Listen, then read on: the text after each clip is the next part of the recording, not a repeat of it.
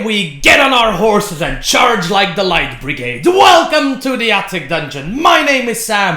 Whether you want to ride hard like a Rohirrim or just giddy up Buttercup, I'm here to help you with everything. Yes, the Attic Dungeon is back. Huzzah! Everybody's happy. You know what would make me even happier? If you push the subscribe button down there, the little notification bell, or even better, you just enjoy the content that I make and you leave a little comments down below to let me know how you are enjoying my stuff. Enough promo talk for today.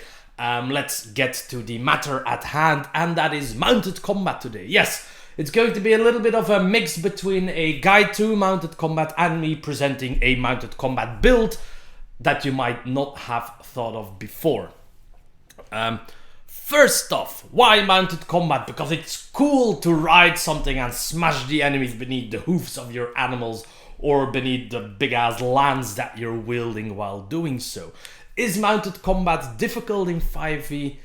Actually, it is not difficult at all. You only need one thing, and that is a mount. You don't necessarily need any extra proficiencies, though there is, of course, the mounted combatant feat that I'm going to talk about later. How does mounted combat work? Well, imagine you're in combat and you're standing next to a horse. You can spend half your movement to get on the horse. If the horse is willing to accept you as its master, basically, if it's your horse or a horse or an animal, doesn't have to be a horse. Ride a pig, a boar, a goat, a bear, I don't care, a camel, ride anything. But if it trusts you, it will count as a controlled mount, and that means that it can move, period. Even the moment you get on it by spending half your movement, the mount can still move. It is actually part of your turn from now on. And the horse can, or the mount can even take actions, namely dash, disengage, and dodge. Can't attack because it's your controlled mount, but it does give you an extra set of legs to get around more quickly. And you still attack as if you would while on foot, so that's the easy bit. The other option is that you don't go for a controlled mount and you ride something that still obeys its own initiative, that still obeys its own action economy, and you're just riding along, as it were. An easy example of this, let's go back to the camel. Friends of mine know it's a forever dream of me to play a cavalier together with a druid, and the druid can morph into some dangerous camel or whatever. I could just pop on top and smack stuff, and we'll be a golden duo on the battlefield. That's a very lovely example of a mount that you don't control as the rider. The druid still very much has its own mind. There you are. So two types of mount. You control the mount and you can move it around, still use your own action, or you're just riding along on something that still has its own turn. Which also means, of course, you have to align your turn with it. In some cases, if you're a melee combatant, that can be a bit harsh. If you're ranged, you don't really care. For melee combatants, the ready action will be your best friend. But that's basically all there is to mounted combat. Obviously, if there's the important side note here that if your mount is being forced to move, you have to make a dexterity save to see if you don't drop off. Because that can be a bit annoying. But in general, there's no very big dangers involved with mounted combat. It's fairly simple to use. Then there is, of course, the mounted combatant feat, and that's when mounted combat becomes actually pretty useful. What the feat does is very simple. First off, if whatever you're attacking is smaller than your mount, you always have advantage on melee attacks. Melee only, not range, sorry rangers. If something wants to attack your mount, you can force it to attack you. And if your mount has to make a dexterity save, and they usually take half damage on the save, they take no damage whatsoever. So it makes you a solid fighter from horseback, boarback, whatever you want to be. I'd say bareback, but that's an easy joke. So let's not do that. Yeah, that's it. That's mounted combat in 5th edition for you. Now there's a few classes that like mounted combat, or subclasses at least, or at least severely hint at it. The first one would be the Cavalier Fighter, which is a great class, really. It's a great subclass. And it makes you think that you should be mounted all the time, but actually you don't have to be. I think all of the Cavalier's features work even when you're not on a mount, which is good because you won't always be on a mount. If you're getting teleported away by an evil wizard to the other end of the world, your horse might not have gotten teleported with you, and it's very nice that your class abilities still work. Of course, many of your class abilities can easily interact with your mount. They're designed to do so because you are still a Cavalier, but you don't have to be mounted all the time to be an effective Cavalier, which is really good. Well, it's too bad, and it's good, like, too bad because I really wanted this mount-heavy subclass, but on the other side, it's really good because there are going to be a lot of situations where you're not on horseback. There you are. More recently, we got the Drake Warden from Fitzban's pocketbook, The Dragons there, what's it? Who is a ranger that has a Drake pet, and the Drake pet grows and grows up to the point where you can actually ride the pet and fly around on it, breathe fire, and shoot arrows. You know, it's a fun little Dragon Rider fantasy, and it's a nice subclass for the ranger. And then there is, of course, the Paladin, who has access to Find Steed, Find Greater Steed, so they have very easy access to mounts, but they don't have any class features, not even any subclass features, that actually interact with the mount. So a friend of mine has played a Cavalier Paladin multi-class to great effect, he says, so I can easily imagine that works. But for today, ladies and gentlemen, I'm going to make a mounted combatant with the class that maybe comes to mind absolutely not at all when thinking about mounted combatant. We're going to make an Artificer mounted combatant. Alright, so an Artificer mounted combatant. We're going to do this quick and simple. I'm going to go through each relevant bit to talk about. So first off, we start with the race. We're going to need a small race for this. I took Kobold. I didn't take Halfling. You all know I love Halflings, but today I was like, no, let's not do that. Let's take something else. I took Kobold. Gnome is also a very good option if your Dungeon Master is not a fan of allowing you to change your racial attribute bonuses. Gnome is a solid choice because of the intelligence bonus, and the defensive power against spells that target wisdom, intelligence, and charisma saves is actually really strong. There's nothing bad about gnomes except that they're wee tiny. But I'm going to go for kobolds. Why kobolds? Pack tactics. Pack tactics are going to be incredibly fun.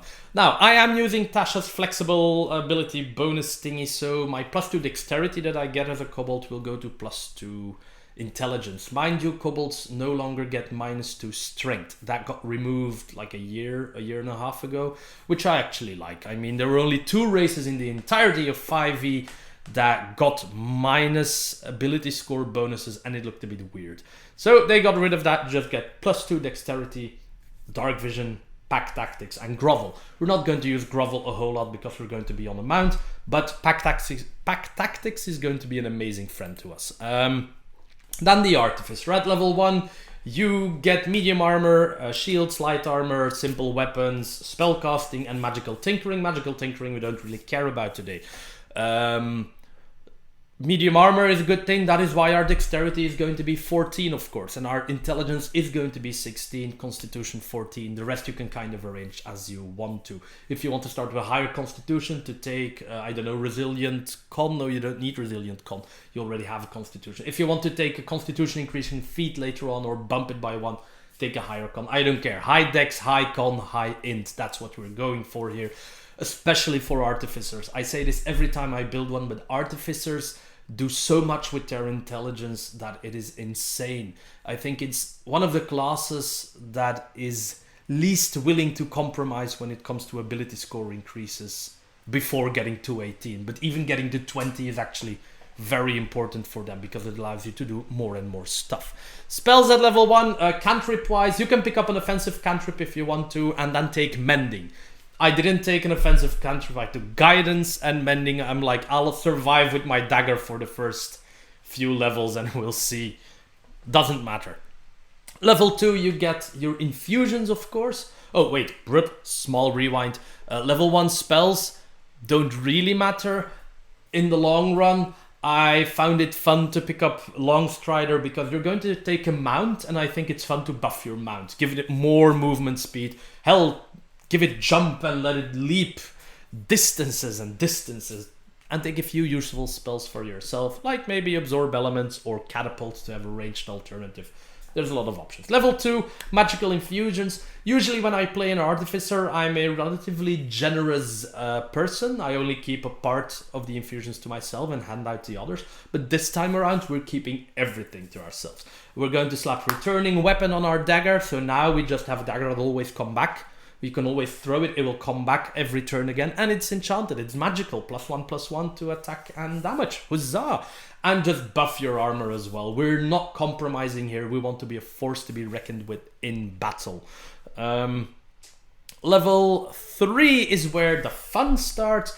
We are going to pick our subclass, and it is going to be the Battlesmith for a few obvious reasons. First off, we can now use intelligence as our whacking stat, so put the dagger away, enchant the hand axe that I already picked up at level 1, and now you have a slightly better weapon to whack and throw at people, which is hilarious.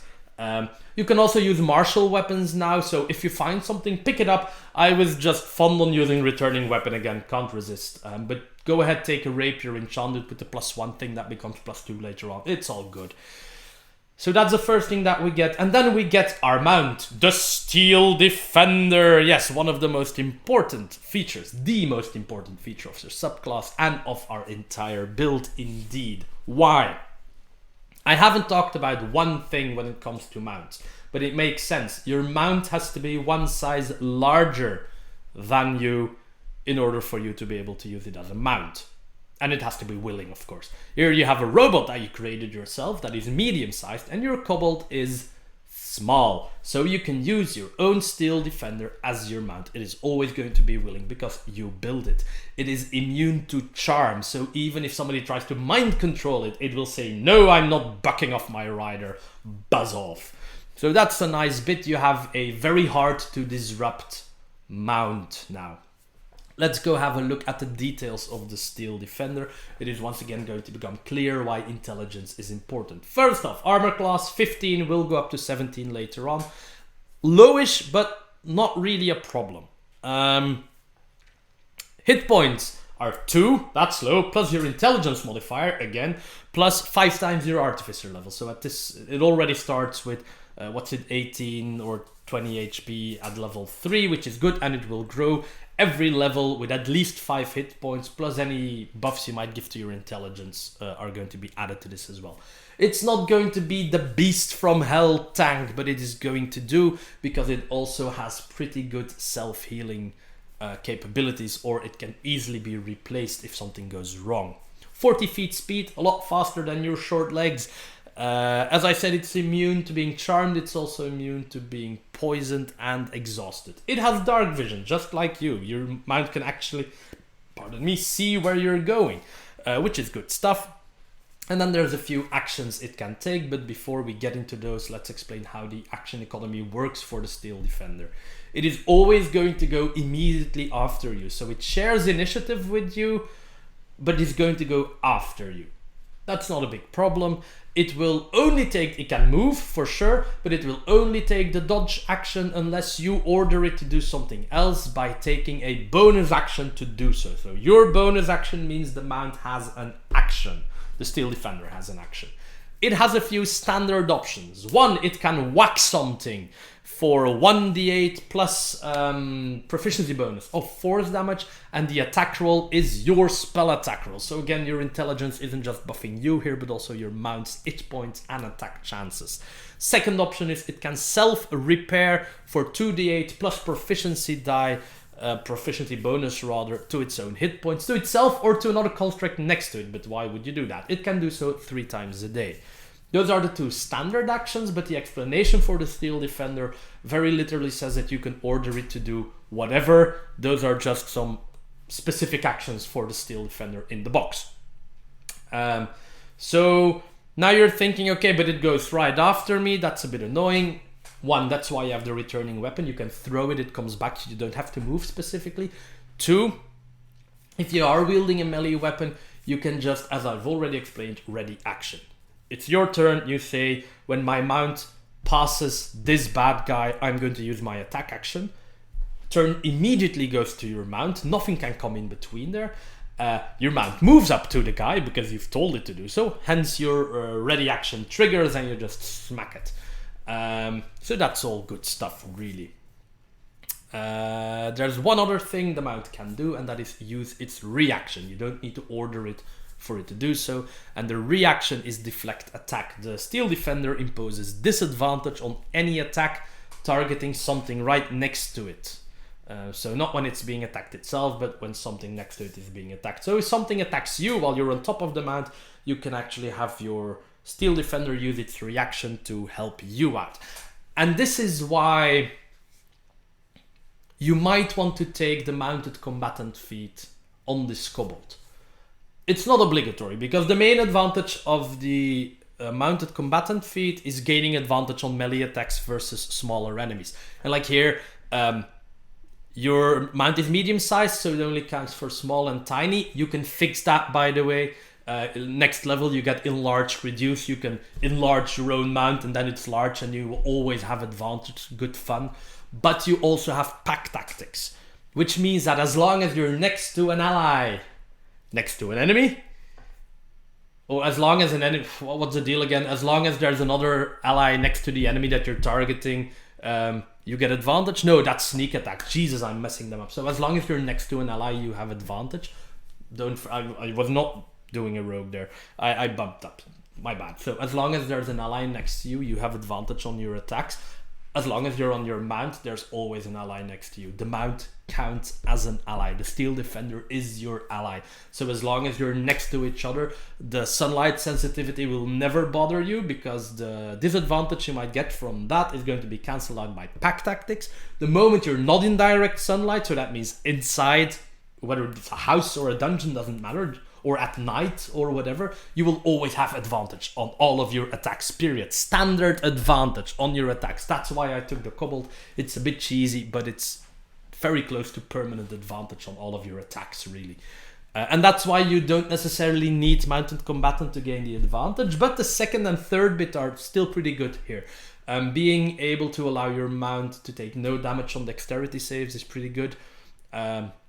And the fact that you can always force an attack that's going to your mount to come to you is also really good, because you tell the attack to come to you and then the mount imposes disadvantage on the attack because it's not attacking the mount. It's a wonderful bit of a loop. Can only be done once per turn, of course, because the mount only has one reaction. But since the mount is a bit squishy hit point wise, it's never a bad idea to just let it come to you and take it with disadvantage on their attack roll. That's actually a really good reason to still take mounted combatant. Worst case, you have another way of gaining advantage.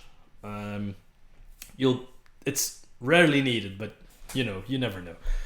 So that could be your level 4. Now that we're getting there, level 4 could be either taking mounted combatant if you think you need it. As I said, the loop between the reaction of the mount and the fact that you can draw fire to you is pretty useful. If not, buff your intelligence to 18, period. I mean, there's no other options here. It's mounted combatant or pumping your intelligence. Then we go to level 5, where you get an extra attack. So now you have 2 attacks with advantage. That's all very good fun. And actually, most of the important bits are now already in place for you and your mount. You have a permanent mount that I forgot to mention is so easy to resurrect. So the mount can heal itself inside combat with the repair 3 times a day. Outside of combat, you can use the mending cantrip to heal it for 2d6. Mending is a cantrip, it doesn't cost any resources, so by just spending a minute casting mending, that's the price. So that's why it's not really usable inside of combat. You can heal for 2d6 on your mount, basically.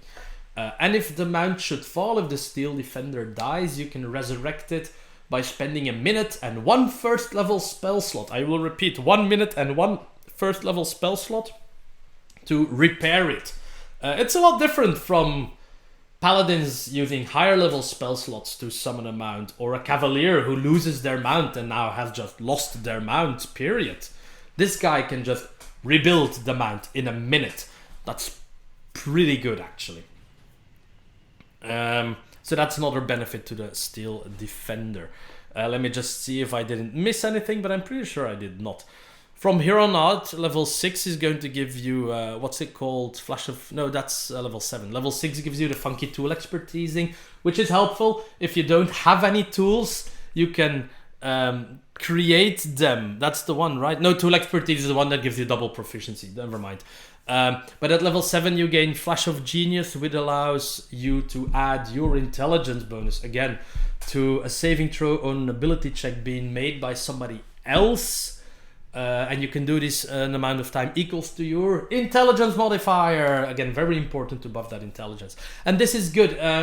Combined with your mount takes no damage on a successful dexterity save thing in mounted combatant feat. This is actually pretty capable of saving your mount from stuff like Fireball. Oh, Fireball comes in. The mount rolls. It's not enough. Flash of Genius, the mount, it's enough. It takes no damage. We both... I still have a mount. There you are. So it's a nice buff that can also be used on your mount. As I said, you also gain Enlarge here. Fun enough to cast on your mount just to have a giant whatever you're riding. Don't forget, the mount can look whatever you want it to look. So if you want it to be a sentient motorcycle, go right ahead. I can almost hear the Knight Rider team in the distance if I'm not careful. And that's the most important stuff. At level 8, of course, I always take my builds to level 8, you know this. At level 8, of course, you do the other thing. If you haven't taken Mounted Combatant and you want it, take it. If you don't want it, pump your intelligence to 20 for all I care, or start looking at fun other feats. And I think I've talked enough about this, chap, but there's one more thing that I want you to know. I said that the mounted combatant can use its action to do anything, almost. So it's worth looking into at level 11 when you get spell storing item. If there are spells that your mount can cast. This is stretching it a bit, I'm sure.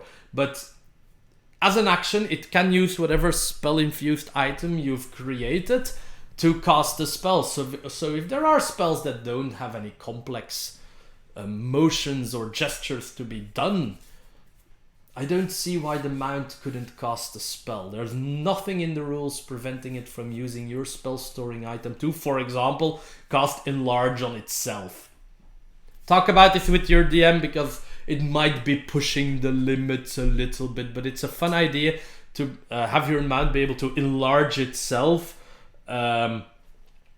with the spell storing item and hence keep its own concentration. Then you can cast Enlarge on yourself as well. And now you're no longer a small kobold on a medium-sized goat. You're a medium kobold on a large-sized goat. I don't know, I'm just spitballing stuff here.